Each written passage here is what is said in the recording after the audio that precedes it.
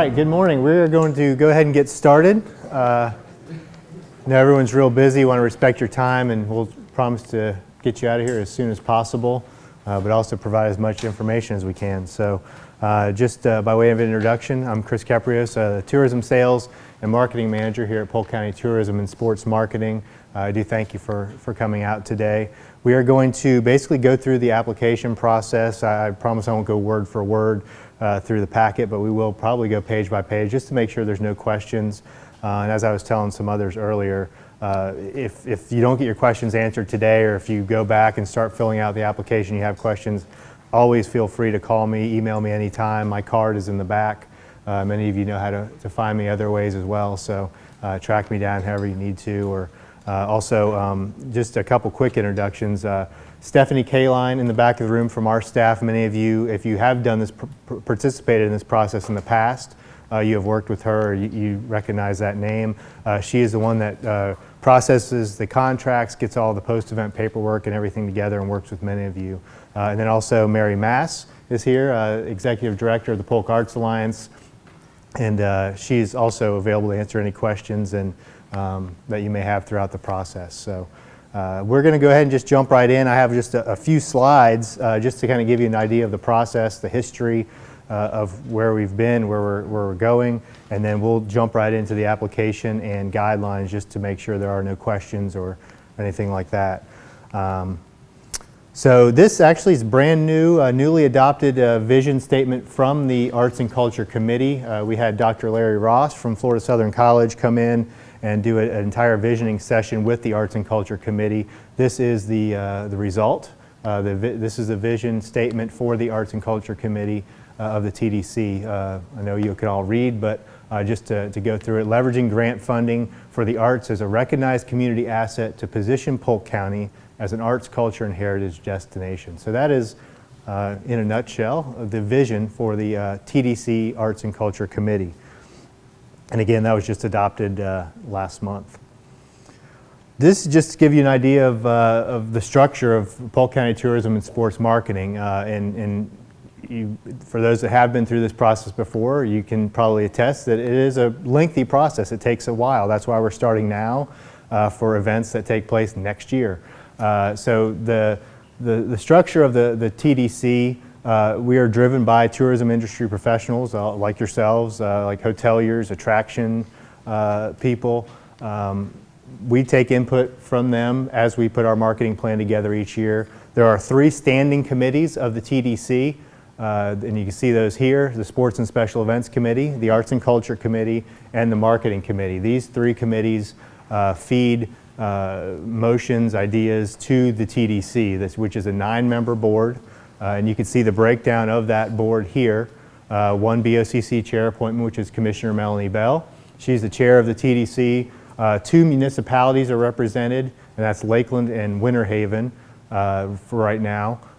3 accommodations industry professionals on the TDC, and then 3 at-large positions on the TDC. So it's a 9-member board. And that is who our staff reports to, and then ultimately that board reports to the Board of County Commissioners. And just for clarification, if you have questions at any time, just jump right in. Don't worry about interrupting or anything. So anytime you have a question, just throw it out there. This is to give you an idea of the budget we're looking at, or that the committee has worked with in the past. Actually, this is only, for those that don't know, this is a very, very young process. This is a second year, or this will be the 3rd year that this process has taken place. This committee has done a great deal of work in a very short amount of time. They were formed in October of 2012. It's actually hard to believe, Mary and Cindy, it's been that long, but it's been 2 years. But this committee, and Harriet's here as well from the committee, this committee has done a great deal of work in putting these guidelines together, getting a vision statement going, and then managing this budget for the last 2 years. So anyway, the 12 and 13 fiscal year, and we go by the county calendar, so our fiscal year is October 1 through September 31, or September 30. The first year is fiscal year 12-13. The budget for this committee was $410,000. You can see how that was broken down. And then going into this year, the current year we are now in, started out with about $474,000, and that money comes from the tourist tax. So by statute, the Arts and Culture Committee gets up to 15% of the first 2 pennies that are collected from overnight stays in Polk County. So that's where that $474,000 comes from. That is 15% of the first 2 pennies that were collected last year by the tourist tax. So again, these are not taxpayer dollars. These are money. This is money coming from outside of the area, people staying overnight in hotels in Polk County, and that's how our budget is created. So you can see where the committee is this year, $474,000. There was a carry forward. So right now there's a little over $100,000 in that balance, or in that line item that is there, and will most likely carry forward into next year as we start this process. So how that affects you, that shows how much will potentially be available as a committee looks at the applications next year. So I would venture to guess that they would start around 475 or maybe more for next year, with the balance of 100,000 in there. So there will be a good amount in the budget for next year. Any questions so far about kind of the background or way things work? Yes. So you're attacking that 111 onto the 474. So is it 585? Yes. Any time that there is anything left at the end of the year, that automatically carries forward into the next fiscal year and it stays within this fund. So yes, that is correct. The right now there's 106,697. That will, if that remains unchanged, that will carry forward into this process that we're looking at now for 14-15 events. So here's the timeline. You've probably all seen this, but I want to definitely go through that as we go through this process, so everyone has a clear idea of what's expected, what the deadlines are, when you have to have everything in. The call for applications went out just a couple weeks ago after the last Arts and Culture Committee meeting. They approved this timeline, so then we went forward with doing the call for applications. The links are available in every e-newsletter we send out, and if you're not on our partner e-newsletter list, please let me know. I'll make sure you get on that list. But you can also get to the application and guidelines through our website. And again, I'll show you how to do that in just a few minutes. Mary, I believe, has the application, or at least a link on the Arts Alliance website as well. And again, if you can't find him or have trouble, contact me or Mary anytime. We'll make sure we get you those documents. Today, we're all sitting here in this room. That is the application workshop this morning at 10 a.m. The application deadline, this is the most important date for you to remember, February 28th at 4 p.m. The applications have to be in our hands here in this office by 4 p.m. It can't be, you can't put them in the mail that day and have a postmark on it. They have to be here in our office by 4 p.m. on February 28th. So you have a month from today to get writing, I guess. But the thing is, you don't have to hand deliver them. If you have them done ahead of time, and you'll see in the packet, we encourage you to get those done ahead of time in case there are issues or things like that that we can help you with. We encourage you to do that and mail them in to us.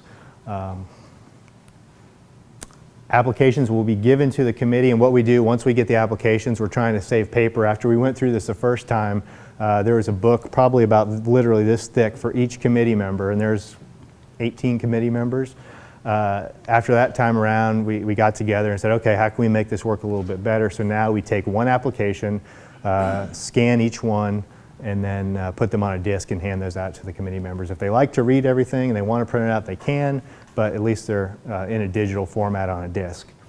So those will be distributed at the March 6th Arts and Culture Committee meeting, and these meetings are, of course, open to the public. We do encourage all of you to attend. They're very, very important for you to be a part of. So that'll be on March 6th. We'll give those to the committee. They will then have a little over a month to review and score each application. And to give you an idea, the first time around, 12-13, we received, I think it was 20 applications, 19-20 applications. Last time through, we received 33. So we're expecting, I'm expecting, I know Cindy probably and others, to receive more than that this time. So It's a good problem to have, but not if you're a committee member and you're reading through 30, 40 applications that are this thick. But again, that's a good problem to have, and we hope to have that problem. The committee scoring deadline, they have to have all of their scores in to me, to our staff by April 14th at 5 p.m. So then once those scores come in, we tabulate everything up, and then the committee gets together on May 8th, and that'll be their scoring workshop where they all have already turned in their scores, but then we get together with the committee. They can actually talk about each application because, again, sunshine laws and things like that, the committee is not really, they're not allowed to talk amongst each other about the applications and things that they're going to be voting on. So at this scoring workshop, a public notice meeting, they're able to do that, and then that's when the final amounts will be determined for sponsorship. So. And that's on May 8th? Yes, that is on May 8th, and actually the Arts and Culture Committee meetings normally are at 11:30 every time they meet. This one actually starts at 9 a.m., I believe. 9 or 9:30, I'll double check that. And this is something the public can attend? Yes, yes, every meeting of the committee is open to the public, this one as well. And then also, I'll get into it when we talk about the application and guidelines, but if there is a question that comes up while they're reviewing applications, they will then email me that question. I will send it to the applicant. So you would have a chance to answer any questions they may have. It's not like you turn something in and there might be something that's a discrepancy or wrong and then it's out the window. That you will have a chance to answer. And then sometimes, it hasn't happened yet, but they do have the opportunity to ask or request that the applicant come to the meeting and answer the question there in front of the committee. So that's a possibility as well. But yes, it is open to the public and we do encourage everyone to attend. Chris, what Yes. time on I believe it's 9 o'clock, but it could be 9:30. I'll let me check on that and I'll let everyone know. What about March 6th? What time?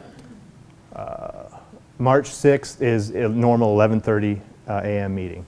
The scoring workshop starts earlier because that could potentially take all day.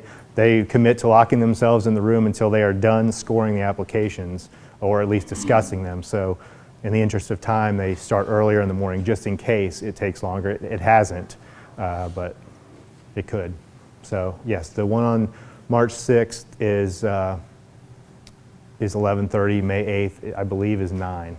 So, and all the dates and times are in your packet in the guidelines. So this is the very long process that I was telling you about, the sponsorship process. So once it starts up here. Once the Arts and Culture Committee determines a sponsorship recommendation, that's when really our process starts. Those recommendations go to the TDC, to the full TDC board for their approval. Once they approve them, then we start the contract process, and that's where Stephanie comes in, and many of you have worked with her, or you will work with her.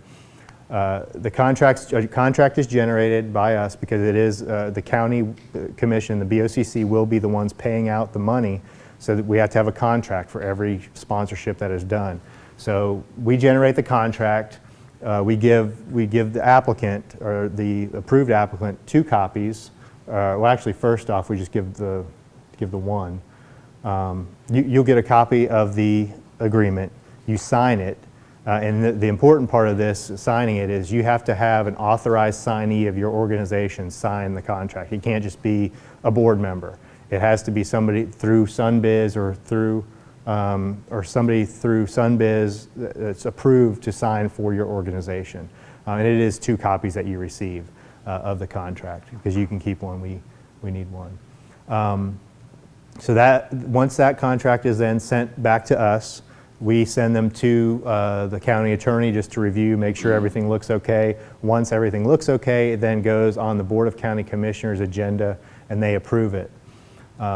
Once it is approved, then we send you the signed, executed copy back, so you have that for your records, and then you're free to be reimbursed once the event is over and you've turned in all the required paperwork. And we'll get into what that paperwork is in just a second. Any questions about that process? And it is, like I said, a lengthy process, but it's needed. So anything, questions, concerns about that? And again, throughout the process, myself, Stephanie are happy to answer any questions for you.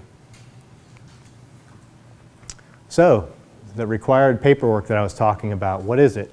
There are a few copies, or there's a copy of the survey in the back, and I will get you a copy, or actually you'll receive a copy once the process starts, of the post-event form and the reimbursement request. These are the forms that you must turn in to be reimbursed after your event. And again, these are, because we're a county organization, we have to have the appropriate backup to be able to pay an invoice. You can't just send us an invoice for $10,000 and we just turn it in and cut you a check. We have to have the proper backup, and it's not just for this process, for anything we do, we always have to have proper backup for everything. So the one sheet that you will receive once the process is moved along is the reimbursement request. That's when it's basically an invoice. You're putting the amount that you're requesting from us for reimbursement. The other form that's very, very important is the post-event economic benefits report. This is where we ask you to detail the number of attendees, how many from in-county, how many from out-of-county, number of room nights that were generated, how you found out how many room nights generated. Did you check with the hotels? Did you guess? Did you book the rooms yourselves? So we need to know how you came up with that number. And then there's also a post-event budget form and things like that for you to fill out. And this all goes along with the matching funds that are involved as well. So you all will receive this paperwork once we start the process. So if you want a copy beforehand just to review, I'll be happy to get that to you. But then the new piece that I did put in the back, this is new this year, and this is really out of, I think, necessity, because one of the requirements is that after the event, you turn in either zip codes or you turn in survey results of surveys that you're already doing. And we found so far through the first 2 cycles that we get a lot of varying data. I mean, sometimes we'll get zip codes, sometimes we won't, sometimes we'll get survey results. So we thought we would come up with one uniform way to collect the exact same data from every single event, and that is this very, very short 10-question survey. So this is going to be required, and it's required through this time, through this cycle that we're currently in as well. And again, it's just so we can get uniform data across the board. And I think you'll find that it helps your organization when you're putting on an event. Maybe you haven't surveyed your attendees before. It definitely can't hurt to get this information, but this is very, very important information, not just for us, but for you and in your future plans and your marketing. So it's a quick 10-question survey. We use this for a lot of the events that we are a part of. And again, if you have questions about that, just let me know. There are requirements as far as how big your event is. If you have a very, very large event, maybe like a Mayfair, for example, there's a minimum of 100 that have to be filled out. If it's a smaller event, it needs to be 50% of your attendance. So it seems like a lot, but it's really just a very quick, short survey that shouldn't take your attendees very long at all to fill out. And the information's invaluable to have. Questions about those requirements? Also, some other requirements: invoices, tear sheets. Again, just to back up what you're putting on this reimbursement. Say you put on there, you're requesting a reimbursement of $10,000. We need to see that you've come up with the matching amounts that are required. So that's why we need to see invoices. Any advertising you've done out of the county, we want to see tear sheets for that advertising. And again, these are all standard things that we have to turn in when we go out and do advertising as well. Yes, Mary? The surveys, is that a new piece that's added? It is, yes. Yeah, and like I said, we added it because of the varying amounts of data or lack of data that we were receiving. And again, really, and being honest, the first time through this process, the county was very, very lenient on what we were able to turn in as far as invoices. There are a lot that we turned in that didn't have as much backup as the county would probably like to have, but because it was the first time through this process, we understood that it was difficult. It was a learning and growing process. So we're refining the process as we go along, and you'll see that as we go through the packet as well. Yes? In reference to the survey, does it specify the percentage of people that need to do the survey in reference to the amount of people? Yes, yes, it's spelled out, and we'll go over it when we get to the guidelines, actually, I think in just a second. But yes, it is spelled out in the guidelines, what is required. Yes. Any other questions? We're just going to jump right into the application and the guidelines, unless there's anything else. Anything that stands out? Questions you have so far? I guess I'm just doing that great of a job explaining that there's no questions. We'll go ahead and switch over. We'll start, and again, I won't go word for word. We'll quickly go page by page though through the guidelines. We'll start with that.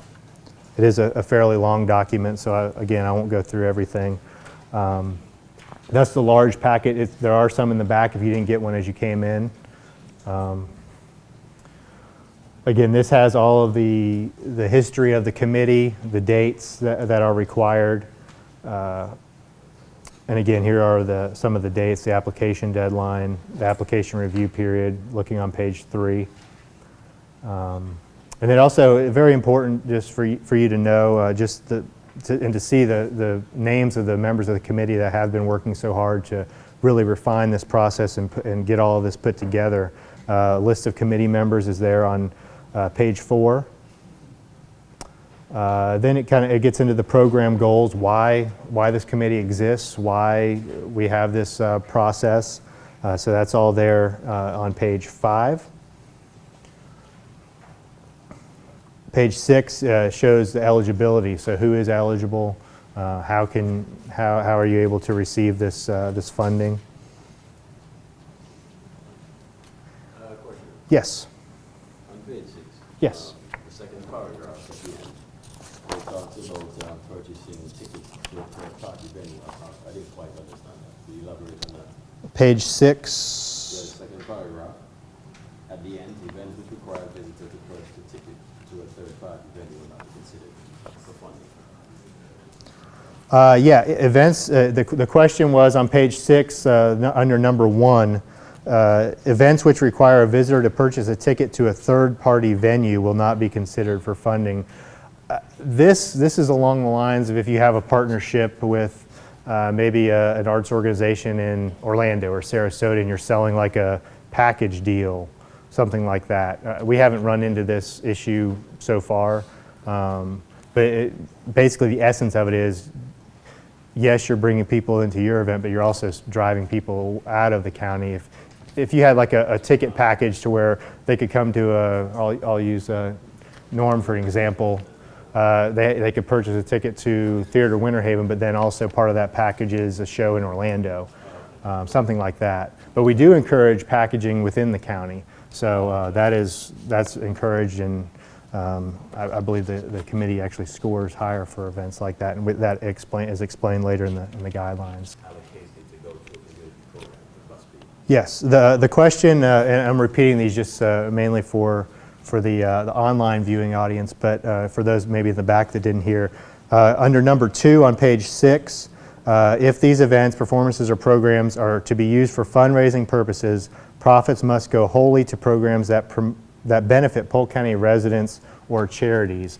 And yes, it's not every cent of the profits, it's a large percentage of. And again, this isn't an issue that we've run into before with events, but it's in there just in case. So, okay. And then on page 7, like I said, this is where it really gets into the important parts for you to really know, and you'll see at the end, you have to know what classification or category to put your event in, because it's very important that you put it in the right one, so the committee can consider it. Because we've had applicants in the past that apply in the wrong category, and then we have to go back and say, did you really mean to go in this one? And in working with the committee, they don't want to have to do that anymore, to go back, and they want the applicant to know where they need to be. So make sure you understand this very clearly, and if you don't, again, myself, Mary, Cindy, Harriet, other members of the committee would be able to answer that for you. The program categories are regional events, so multiple consecutive day recurring events, arts, culture, and heritage program development and presentation, And again, these all have different levels that you can apply for, different caps, and also different match amounts. Enhancement events that have little or no income potential.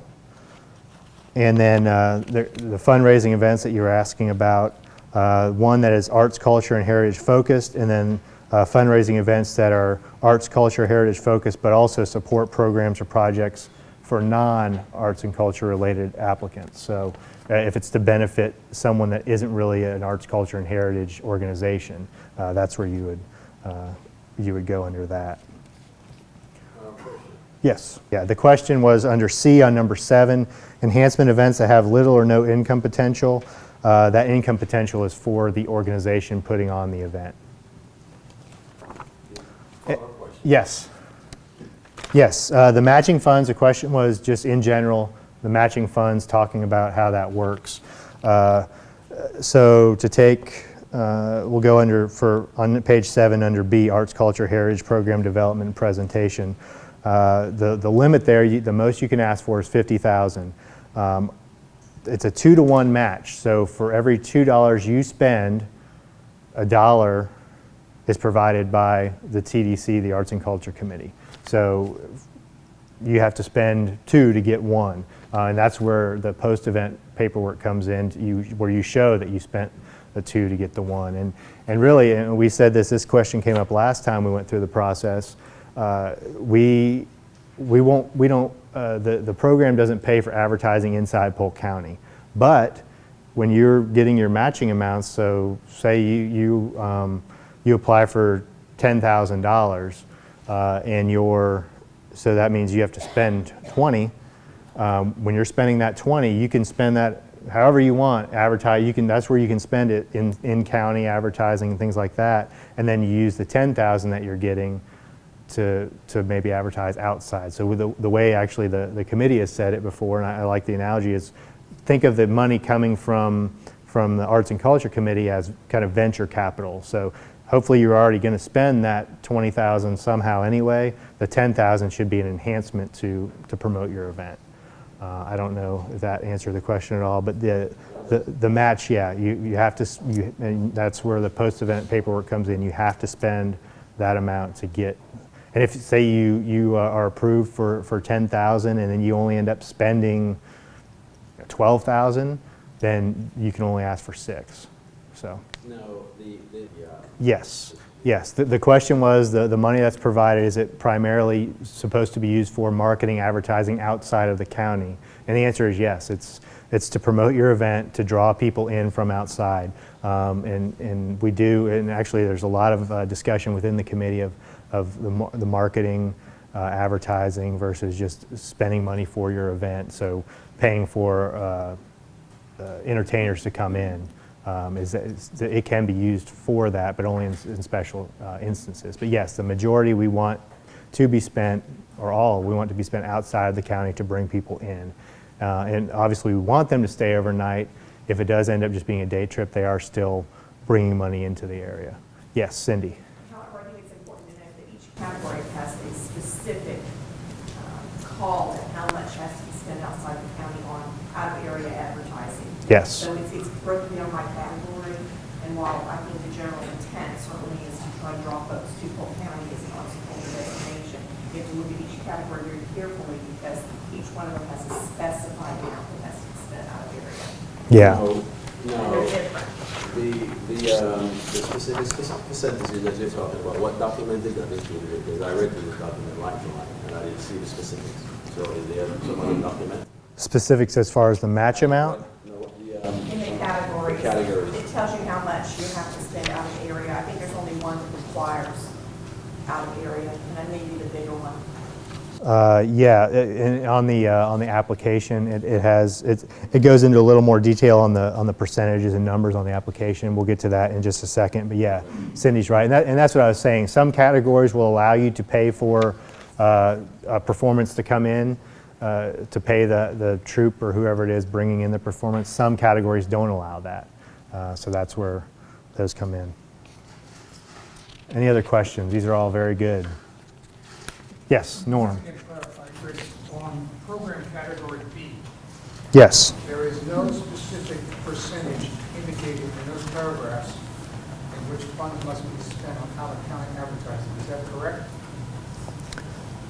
Yes, there's no specific percentage there, but again, the money that comes from the Arts and Culture Committee, the majority of it, if not all, should be spent outside, because that, again, that is where the funding comes from.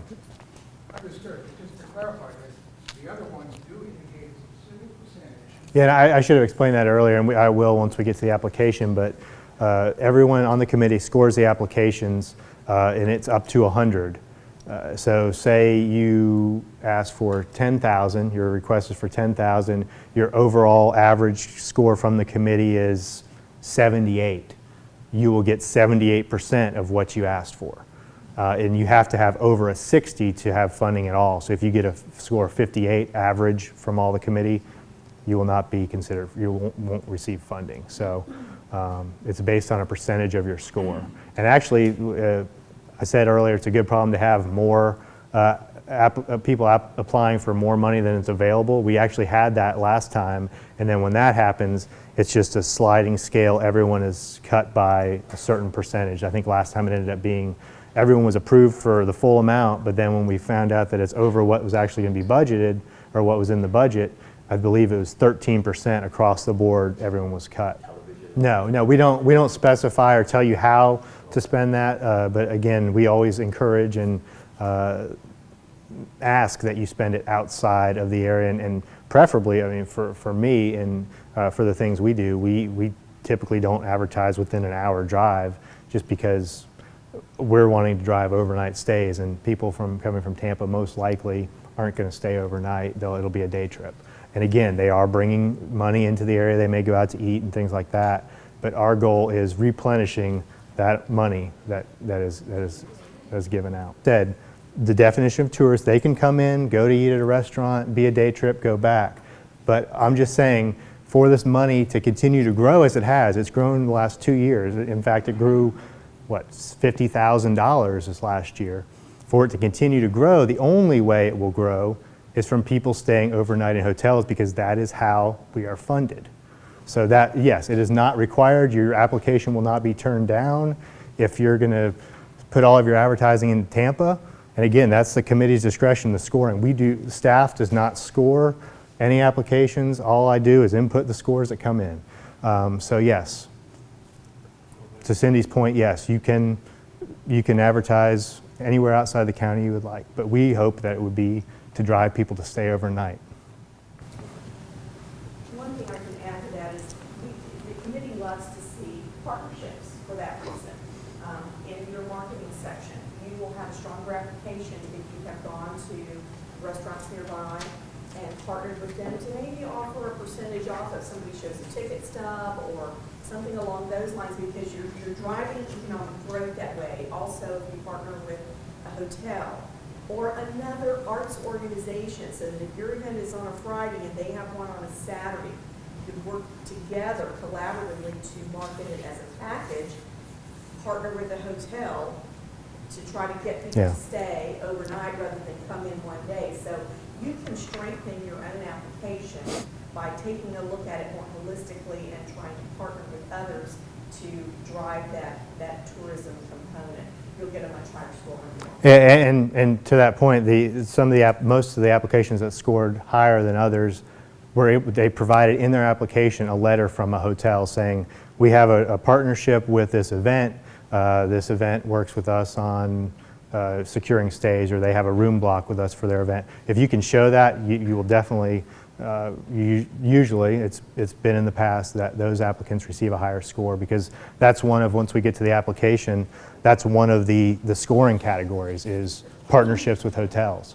So, and again, that speaks to the point Cindy made. Yes, you can have a marketing that goes just outside the area that drives day trips, but then also if you show that you're driving overnight stays, there's 10 points right there out of the 100. You can get a 10 out of 10 if you show that you have partnerships with hotels. So again, it's not required, but it helps you if you have those partnerships set up. What section of this application would you say carry the most weight when it comes to scoring marketing? Yes, because if you look at the point values, it has, well, the most weight is under when we can if y'all want to take out your applications on page 4. It shows the criteria.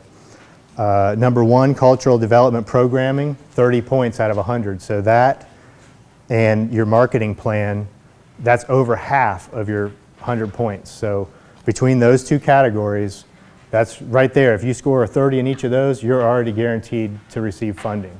So those are two that are very, very important. And I can tell you, again, not to speak for the committee, and a few of them are here, that is one of the things that was brought up, and some of the changes that were made to the application this time around is they want to have a very, very clear picture of your marketing plan for your event. So that is going to be, those two items carry the most weight. And then program, project schedule carries 20 points weight. Lodging, hospitality is 10 points. Demonstrated program management, this is you showing, yes, we are able to do this. Here's our history. This is a successful event we've done in the past. That's 10 points. So yes, the most weight is number 1 and 2 on the application. Just real quick, going back to the guidelines, it just talks about how to prepare your proposals. And this is very important just for you to know. You only have to prepare one. One application is all we need, just one signed application. Please, please, please do not put it in a fancy binder and something that you've created just that you think is going to give you more points. All we need is a paperclip, stapled application. That's it.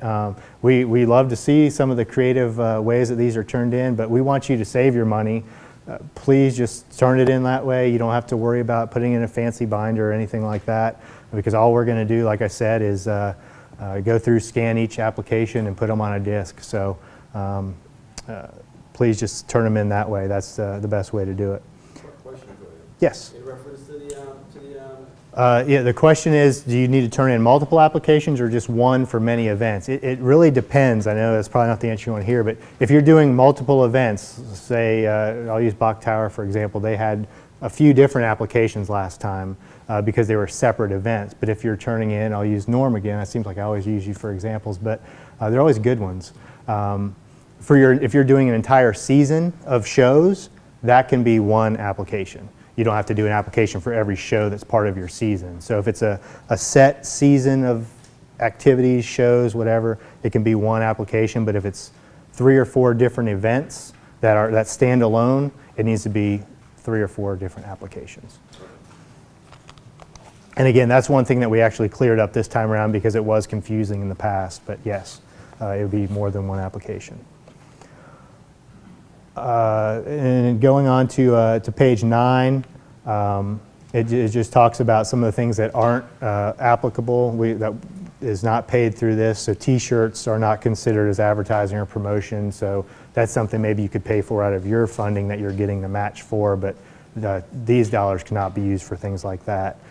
Then it talks about some of the, this is where it gets into the conditions for matching funds, the in-kind services, full matching funds, and things like that on page 9. And then just miscellaneous things on page 10 where we talk about the sponsorship length and time. Yes? The question is on page 9, first bullet point at the bottom under conditions for matching funds. The funding amount requested may not exceed 50% of total project costs excluding advertising. This basically goes back to the point I made earlier. We want this to be kind of venture capital funds. So we don't want this funding to be all that you're doing for your event, basically. So we want it to be, again, like a supplement to what you're already doing. So basically, don't use this funding as your entire marketing plan for your event. So as an example, if the total cost of the event is $20,000, Mm-hmm. and $5,000 is advertising, then you'll subtract that, and it will be $7,500 you can apply for. Yeah, it depends on what category you're applying in. Yeah. Let's use that example. Yeah. Mm-hmm. Yes, that's correct. Yeah, and like it says there at the very bottom, actually that's on page 10. Really, that kind of sums up what my answer would be, is that TDC funds are intended to supplement, not supplant, the sponsoring organization's project budget. So that kind of sums that up on page 10. Then we get into the reporting requirements. Again, I kind of went through this already. If there are any questions, just let me know. Recipients must provide all post-event paperwork, and this has to be done. You must submit these within 60 days of the end of your event. So if you need an extension, you can ask for one. It would be granted for 15-day extension or something like that. But we would prefer, and it's easiest on us and on you, so you get your sponsorship money back more in a quicker way by submitting within 60 days. So it'll speed that process up. If there are any changes, say you apply for an event and you say your event date is going to be X, and then as it gets closer you postpone it or push it back, you do have to notify us within 150 days of a date change, because again, that could affect the funding, what year it comes out of, and things like that. Any other questions there on page 11? Then we get into the miscellaneous, where it does say there, going back to the surveys, number 1 under miscellaneous funding, recipients agree to conduct event surveys and or otherwise collect visitor-related information. So again, that goes back to why we need those surveys and why they're so important. Restrictions on page 12. Things that the money coming from the TDC cannot be used for. Things like mortgage payments, payment of past deficits, staff members. It's kind of self-explanatory, but we do have to put that in there. Then it goes through the review procedure that I already talked about, how the committee gets together and reviews everything. Next on page 13 are the definitions that Cindy referred to. The definition of tourist is in there at the bottom. A person who participates in trade or recreation activities outside the county of his or her permanent residence, or who rents or leases transient accommodations. So that's what Cindy was referring to earlier. Yes? I'm sorry. The question was about restrictions on page 12. The restriction on artist fees, can they be paid for through this? It depends on the category that is applied for. But yes, there have been cases in the past 2 years where we have paid artist fees or an exhibition fee. We just cannot pay for their travel to get here. So What about lodging? that would be included in their travel to get here, staying here. So what category would you say that applies for or not? It is under the, let's see, the ongoing cultural program, and these are just ones that we have paid it out of before. The first two, regional events, and then ongoing cultural program development and presentation. Yes. For those, and the other ones, no. No, correct. Well, I have a question about that. Let's say you're in that fundraising category, and let's talk about, for instance, the Folk Artists Hall of Fame event that is a fundraiser. Okay. If we were to bring in headliner entertainment and have to pay a fee for that, it doesn't preclude doing that, does it? Just hasn't been done yet. No, it has not been done yet. Okay, but it could be. It's. They have a question. They have a question. So it doesn't say it can't. It just would be, you'd have to take it. Yes, it's kind of a case-by-case basis, correct, yes. And the comment was, and I'm sorry, I'm repeating this for those watching online. The question was, it's not specifically exclusive to the first two categories. It's kind of on a case-by-case basis. It depends on the circumstances, really. There's nothing outlining specifically yes or no. It all depends on the circumstances of the event. So, question for you. So someone applies, right? Yes. And they give a detailed explanation and budget as to what's involved in the Mhm. event and what the potential expenses are.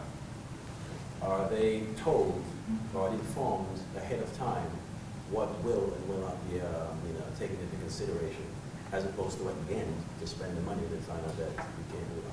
Yes, and that's kind of, it goes along with, I'm always available to contact Mary, any of the committee members, if you have a question for them directly, you can go through our staff. But yes, we try to not have any surprises at the end, and you're welcome throughout the process, even once you've been approved.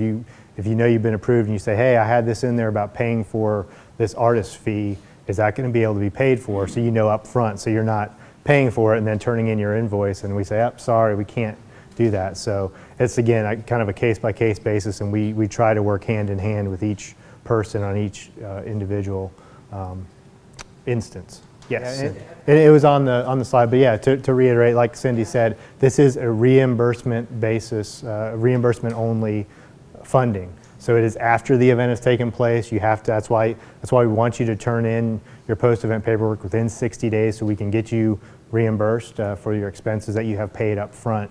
But yes, only reimbursement basis only for this. There are no funds distributed before your event or when you're paying for the advertising. It is all after the fact. Yes. Thank you, Cindy, for the reminder on that. Okay. Any questions? Norm. Yes. Yes. The question is under number 9 on restrictions, page 12, rent paid to a sponsoring organization for hosting a special event. So it would be if you're going to have an event at somewhere other than your location, you would not be able to pay for your having an event there. Like a facility rental? Yes, a facility rental fee, correct. Yes. Yes, correct. Okay.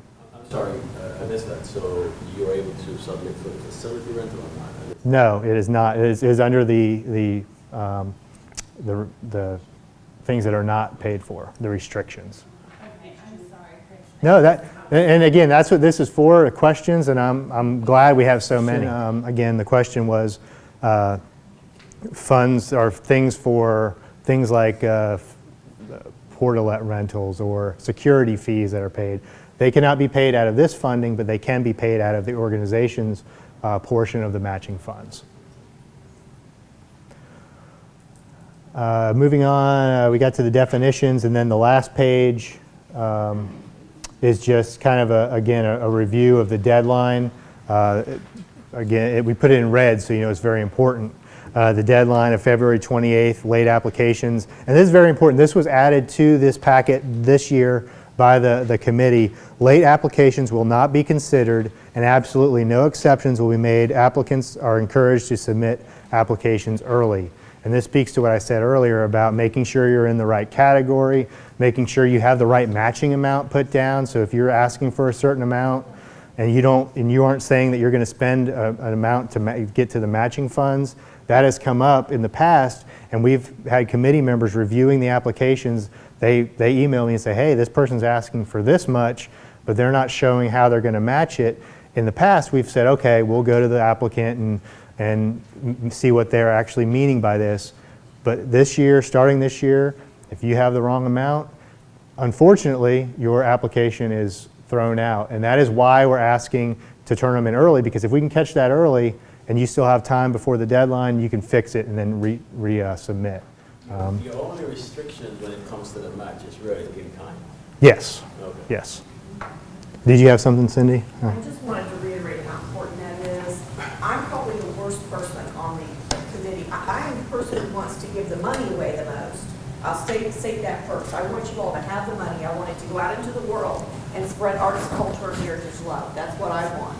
But I am a stickler for meeting the requirements, and I've probably sent Chris, I don't know, 50, 60 emails saying, I don't understand this match situation. Can you get back to them? But especially for the new organizations in the room who haven't applied before, I just want to reiterate what Chris has said. Turn in your application a little bit early and let the staff look over it, because the first time through is tricky. Everybody who's done it in here will attest to that. And you don't want to be caught having spent hours doing an application just to have it pitched, because it's incomplete. And we don't want, from the committee's perspective, we don't want it to be pitched because it's incomplete. We want to be able to review those hundreds of applications over a much long period of time.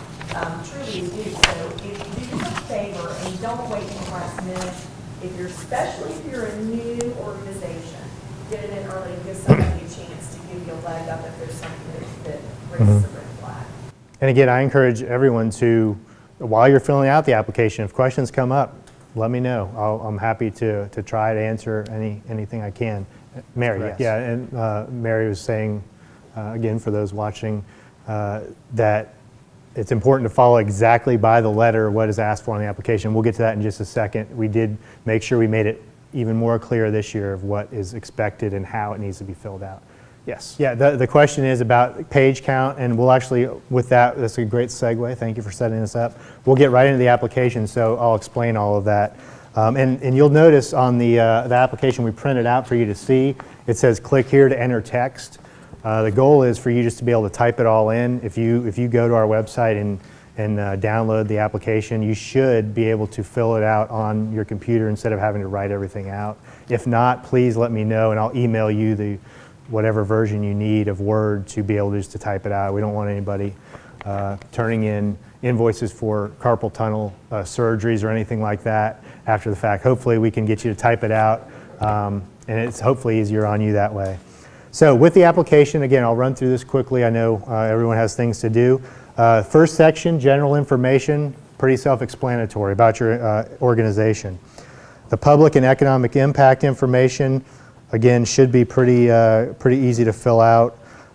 If there are any questions, just jump in and ask. Then we get to the program categories. Again, I think this explains it a little more clearly than the guidelines, or I guess it's about the same, but it's just a little easier to read format there. Okay, so this is when we get to the page count.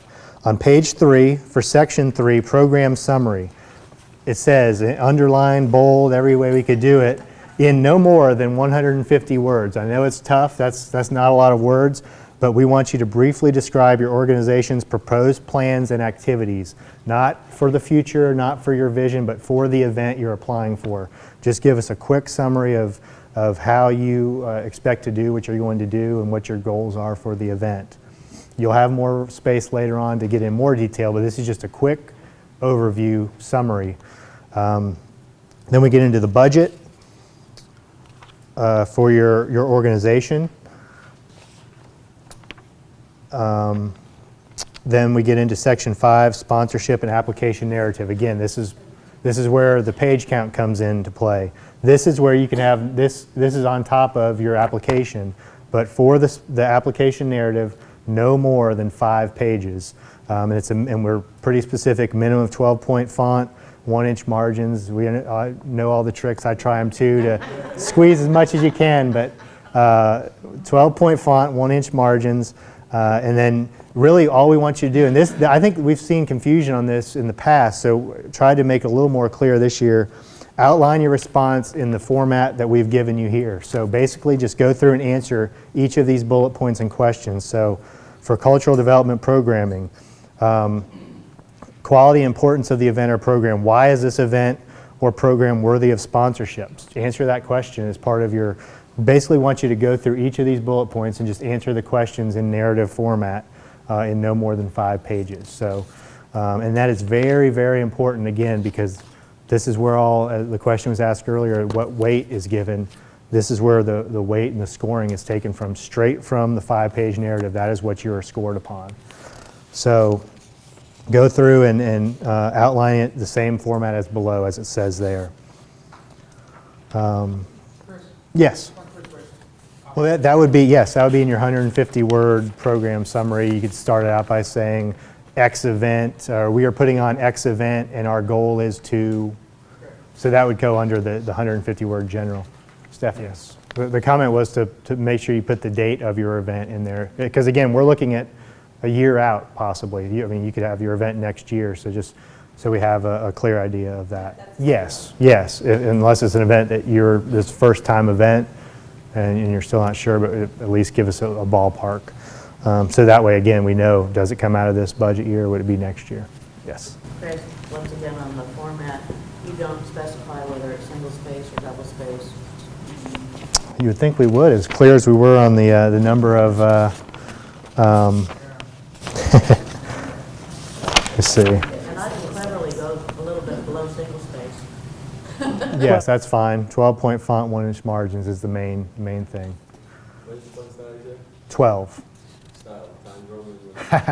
Wait, see, they're getting clever. They're finding the little tricks. Times. Use the, we prefer to use the Wingdings font, you know, the one with all the funny. No, please don't. Cindy and Harriet and others will kill me if you do that. I mean, we're not firm. We're not going to throw out an application. If you have an event in March or April, that's a peak time. There's just, as you see in the scoring, under program project schedule in relation to tourism demand, that is up to 20 points. I mean, it's not a very strict 20 points because, like, we're not going to turn away an event because it's in March or April or a busier time. We'd prefer, and it kind of came from trying to find the shoulder seasons when we can fit some events and really showcase them. But again, if your event happens to be in peak time, you're not going to lose points because of that. And the question was peak times of year versus non-peak, do you lose points? And the answer is no. Okay, so we were at the, okay, so on page 5, the important thing there, the minimum, I've talked about this earlier, minimum cumulative score of 60 points is required to be considered for sponsorship. So if you don't meet that 60-point threshold, again, your application will not be funded. Then we get into section 6, project budget, and that's something you can just attach. It won't go against your 5-page count. That's an addition. And then we get into the signature, and again, this is where authorized official signature. This is somebody has to be an official signee of your organization.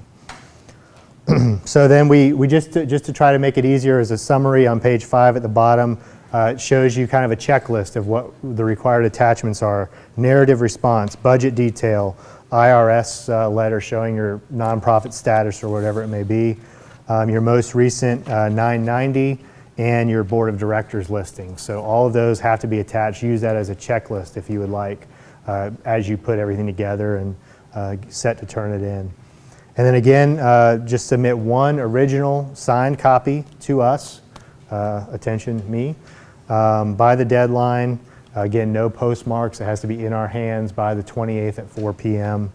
And then again, final notes, we're basically saying we cannot emphasize this enough. Applicants are encouraged to complete the application early. Please do not hesitate to call Polk County Tourism and Sports Marketing or Polk Arts Alliance if you have questions or need technical assistance in completing the application. Applicants which do not meet the guidelines, whether it's incomplete, exceed the page length limits, or assign improper categories, and in bold, all caps, will not be scored. So again, it's very important that you follow all the guidelines and the rules, other than the font thing, and turn them in early again so we can review that and say, hey, you missed something, so you don't get thrown out, so you have a chance to go back and reformat it. Any questions? That is as quickly as I could do it, but yes. Mm-hmm. Sure, yeah, it's like you said, everything that is turned in, whether it's scoring, applications, post-event paperwork, and actually I meant to show these earlier, at least let you know I have these up here if you'd like to look through. These are two from the first time around that were very, very good examples of post-event paperwork that was turned in, and we have from Frost Proof, from the Raymond Theater, tear sheets, actual newspaper tear sheets, things like that.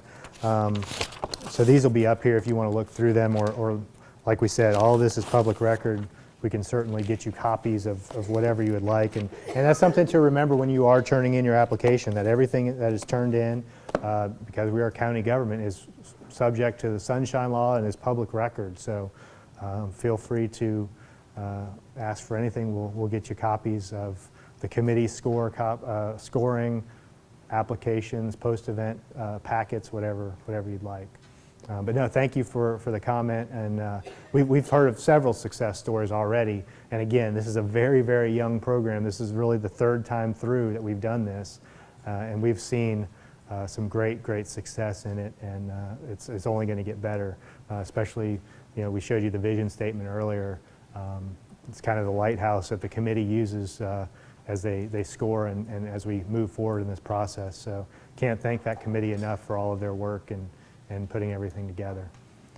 Any other questions or comments before we let you out of here? Yes, Georgianne. One question, Chris. On page 8 where it talks about preparing your proposal. In the guidelines, are you looking at? Okay, page 8 in the guidelines. No, I mean, this kind of went along the lines of people turning in huge booklets of stuff. But if you have in your narrative, as long as it's under your 5 pages, it can fit in your 5 pages. If you have a photo of something you've done in the past that shows how you're going to do something in the future, it's certainly applicable. I don't go through and take things out of the applications, so that wouldn't happen, but we just encourage you, use your space as wisely as possible. If you think that's the best use of your 5 pages to throw a picture in there, that's fine, but just as long as you're within those 5 pages, you can put whatever you'd like. Thank you, Chris. And I also would like to share that just comparing our November and December traffic at the Children's Museum, since we began tracking zip codes for county's construction, we saw a 5% increase in out-of-county traffic in November and 9% in December. And that's seeing about great. 4,000 to 5,000 people a month. So we think That's what we like to hear. out-of-county advertising. And it's working. It's definitely, like we've said all along, this is definitely working. It's only going to get better. It's a very, very young program, and it's just continuing to grow. So thank you for that. Anything else before we wrap up and send you on your way to start writing and typing applications? I was about to say, The question was how do you get the documents like the reimbursement form and the economic benefits form and the survey. You will get those once the process is complete, once you've been approved for funding. Stephanie will send that. Oh yeah, definitely. I'll get your card and email them to you. Sure. Yeah, if you want them ahead of time, I can send you the blank copies of them today if you'd like. But just by way of the process, once you're approved, Stephanie sends out an introductory email saying you've been approved. Here's your post-event paperwork. Here's your contract. Please get it back. That kind of stuff. So, but yeah, anybody that needs it ahead of time right now, just to look through, I'll be happy to send it to you. Again, my cards are in the back. If you have questions, I'll be here. Office is right upstairs, so I'm not going anywhere. If you have any questions, just let me know. And thank you all for attending today.